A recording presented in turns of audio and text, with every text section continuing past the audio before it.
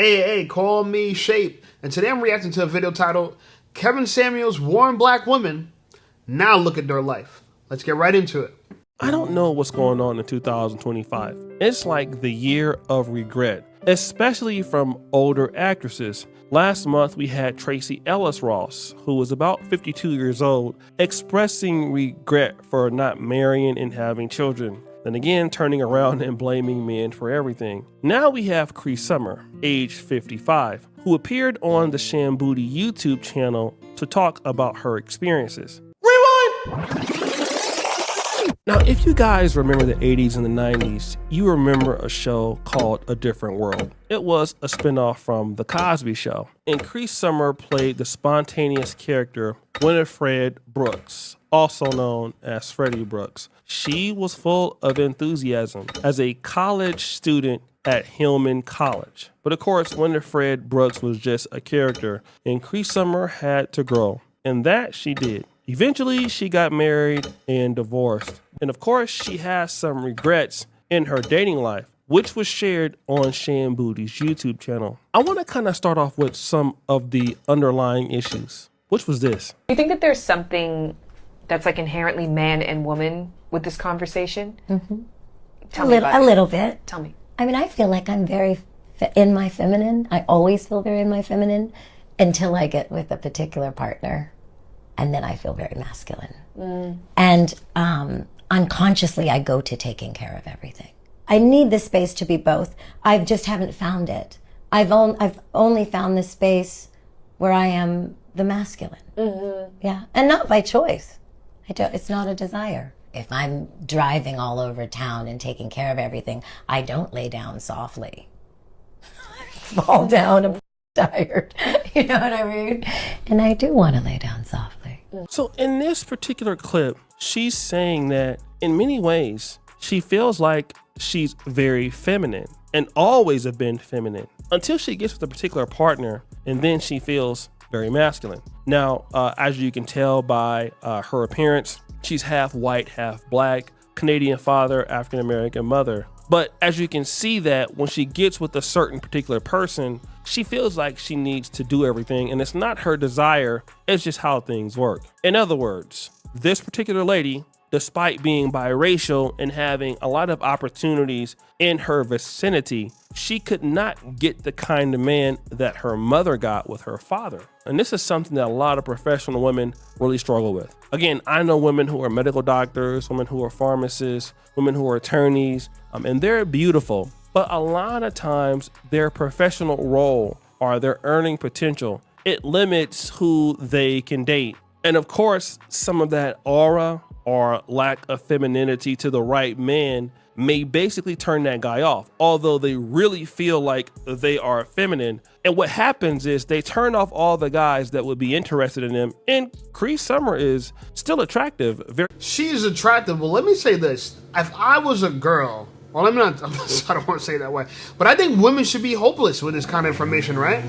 It's pretty much saying that since you're a woman and you want to be successful, your chances of being unhappily married, divorced, and by yourself are high. You probably won't find the man you want. You're going to feel masculine when you're in a relationship with them because they're probably going to be gender fluid and feminine. Right? And you're going to have to take care of them because they can't take care of themselves. And so I don't know why women are not like panicking right now, because all their favorite actresses and celebrities are miserable when it comes to relationships. I know average regular women who have better relationships with men than celebrity women. What does that tell you? Especially if you're biracial, so she got no excuse. She can't say because she's dark skinned, people are prejudiced against her.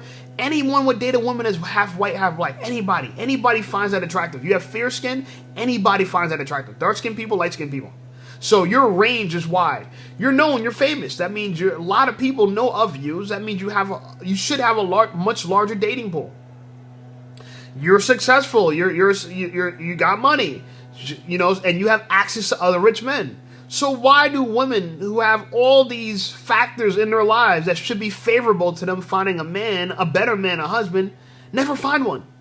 She's 55.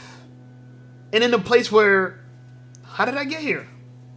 So I don't know why girls are not panicking. I think they should, because a lot of their famous celebrities, their favorite celebrities, are single moms, divorced, and unhappy. Hollywood bears rotten fruit, and this is an example of one.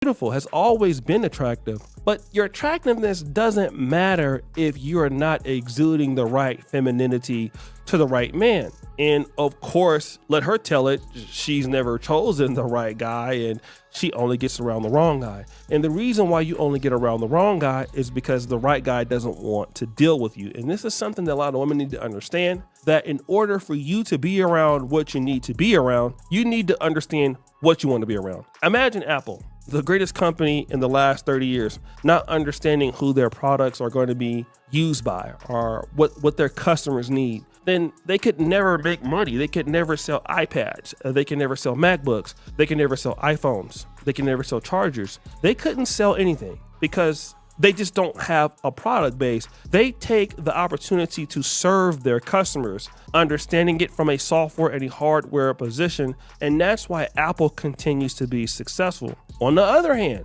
women want successful men or want masculine men, but they rarely care about, most of them, what these men need or what they're looking for. And it's hard to make that sacrifice. And so what happens is, despite being beautiful and talented, you turn those guys off, and then all the men you're around are guys who are basically beta males because of your career or because of your success. That's kind of what happens. And so then you say, well, when I get around these certain men, well, I can't be feminine anymore. Although I want to be feminine, I become masculine. But really, it's these men's fault that I'm around because it's them who are little bees, not me. Stop the cap. Yeah, that's an excuse that would fall on deaf ears, but that can't be true. You see, the problem with a lot of successful actors, especially when they came out when they were young, let's use Keke Palmer for an example. Keke Palmer has been successful from a young age. So same thing with Meagan Good. They're both extremely good looking ladies, but because they've been breadwinners and their masculinity has been activated because they've taken care of their family the whole time,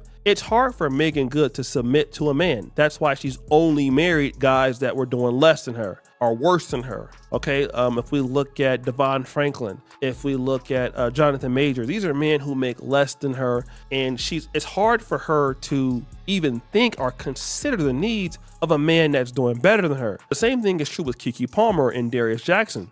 She's not going to give up, any leverage to a guy like that, because she won't give up any leverage to any other man that has more, because simply this is all she knows. So the excuse she's always going to be is, hey, I would be feminine for the right man, but you're never going to be ready for the right man because you're not willing to sacrifice for the right man. But then wait, there's more. Oh, so embarrassing to say at 55. I don't think I've clearly chosen a partner that's compatible for me. Yet. With all I know. I'm too smart to have chosen what I've chosen, Yeah. I could have given myself the credit for how intelligent I really am. So she said that she's never... Whoa, give yourself the credit for how intelligent you are. How about give yourself the credit for how stupid you are? You can't say you're so intelligent. Okay, so how about this? You're so smart that you're dumb. Right? And all respect, look, I don't know this lady. I've never even seen this show, Different World. If you guys have, maybe you know her character better than me. But I look at this and I think to myself, women still don't take accountability. You can't take accountability for your failure. You had every opportunity to succeed.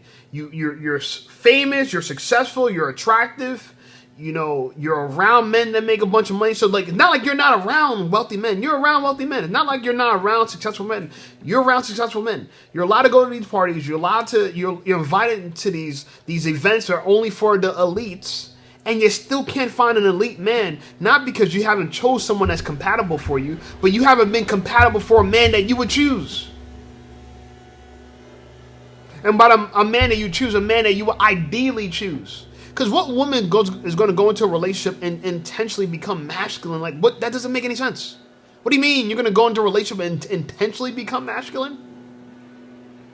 I don't believe that. I don't think you're becoming intentionally masculine. I think you go into a relationship with somebody who is feminine, and you fall in line. You realize that feminine men are the men you feel more comfortable with. So many women feel so safe in controlling men that they don't realize that they're dating a man that needs to be controlled by a woman, which is by definition a weak man.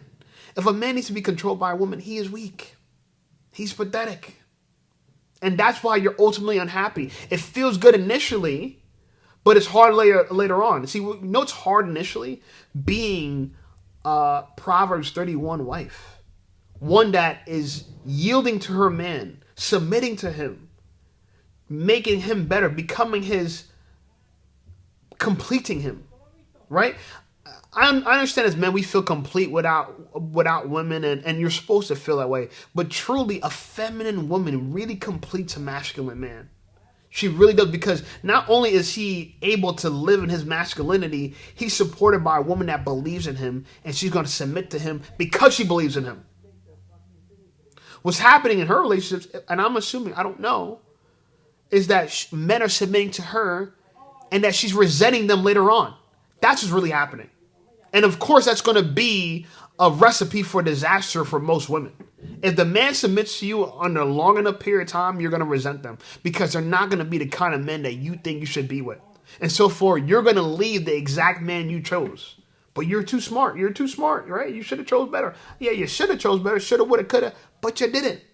Never learned how to pick the right man. And then Shan Boody very intelligently positions this question. Even actually when you were talking in the beginning about, the kind of people who approach you and like, well, that's just who approaches me. I'm like, well, who do you approach? I don't approach anybody. Why not? I've never done that before. Ever. I don't think I've ever approached a man. I've never asked a man out. Why? I don't know now that we're talking about it. I mean, now that I think about it, I mean, what is there to lose? Right. Yeah. And then you get to actually be in the driver's seat and select. And I do love the driver's seat. That's to give yourself credit to not just that you didn't pick the right people, but you have to wait statistically for the right person to pick you. Yes, what a lovely gift. You're so right. Maybe I'll give it a try. You really should. I think I should. Your best sex, your best relationship, your most erotic life is like that way. Woo!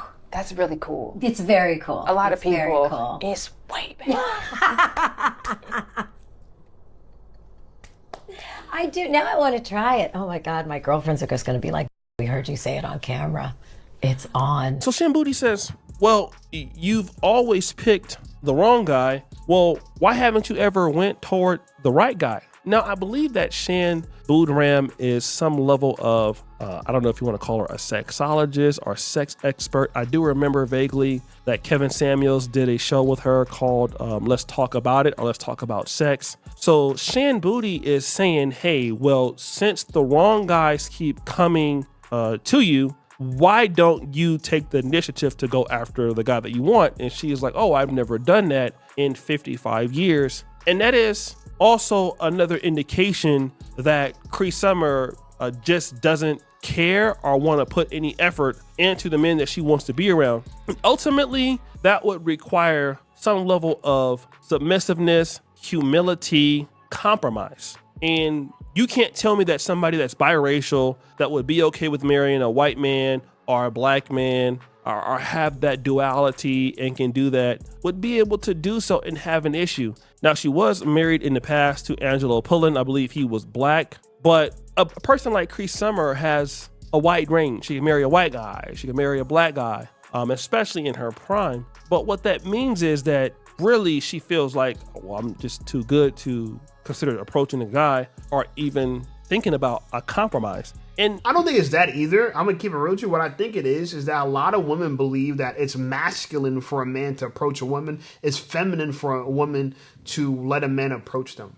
But it's a lie. It's a lie. You know how we know it's a lie? Because women chase their celebrity crush. How many women line outside the club for Chris Brown, for Justin Bieber, for Usher in his heyday? How many women? I'm talking about out the fucking door, around the corner. They're lined up for this guy. But y'all told the lie that no, it's not feminine to be approached by a man. But is it feminine to date a man that approached you and he's weak? And I tell this to women all the time. Go after the man you desire. Y'all so worried about being rejected, as if men don't deal with rejection all the time. To be successful in any arena, you're going to get rejected. I'm sure this role she got rejected for that she applied for, she auditioned for.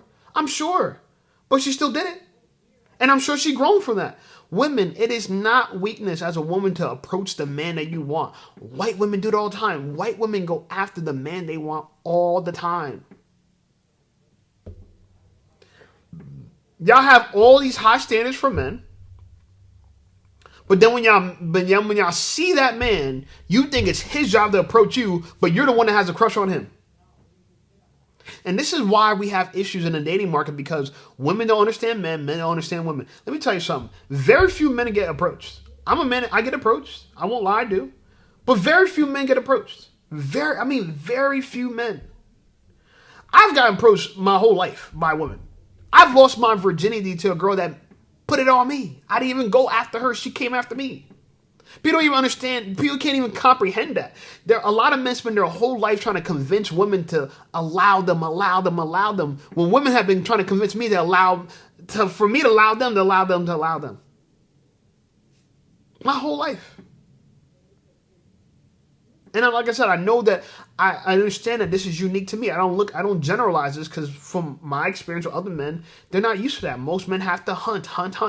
I've been hunted my whole life. And this is why I wrote my book, Be Attractive and Shut Up, to help men get out their own way and learn how to deal with women. And I preface this very simply, right? There's two languages. I just use the common terms I hear for people use. Mansplaining for men's language, womanese for women's language. And if you look at that, once you understand both of them, you'll be able to communicate effectively as a man. You'll be able to, absolutely, 100%. Okay? So get the book. It's a free ebook. Click the link in my description or on my channel. You'll be satisfied. Shout out to everyone that downloaded it. I'm surprised. Well, I'm not surprised, but a lot of people got the book already. I hope you guys are enjoying the book. It's an easy, quick read, about 10 pages. You can't beat it. And I have subsequent books coming out. This is just my free one for you guys, but they're going to be even more detailed books, because I've realized this is one of the biggest issues in our community. Understanding the opposite sex, how to communicate to them, and understand what they mean when they say trophy or prize, because women mean a different thing when they say I'm a prize compared to what men say. And I said in a previous post on my YouTube channel that when a girl asks me if she's a prize, I say yes. But not because I believe that she's a prize from what a man describes as a prize, but because I believe she's a prize from what a woman believes a prize is. And for a prize, a woman is a trophy. And in the Bible, they say your woman, your wife is your crown, your glory, your honor. Okay? In our view, our men, we view the prize as the more superior one, the one that's more valuable. Okay? So we're both correct. We're both technically the prize, but we're the prize for different reasons. I'm not the female version of the prize, and the woman's not the male version of the prize. But if you understand what she means by she's the prize, and if I understand what I mean when I'm saying I'm the prize, you're allowed to communicate more effectively. And I used to say that you're lying. You're not technically lying. You're just communicating in a different language. And therefore, what you say means one thing, what she says means another. And when you say that she's a prize, you don't mean the same thing that you would technically mean, which I guess for most men would seem like a lie, but it's not a lie. Okay? And I said it was a lie in my post.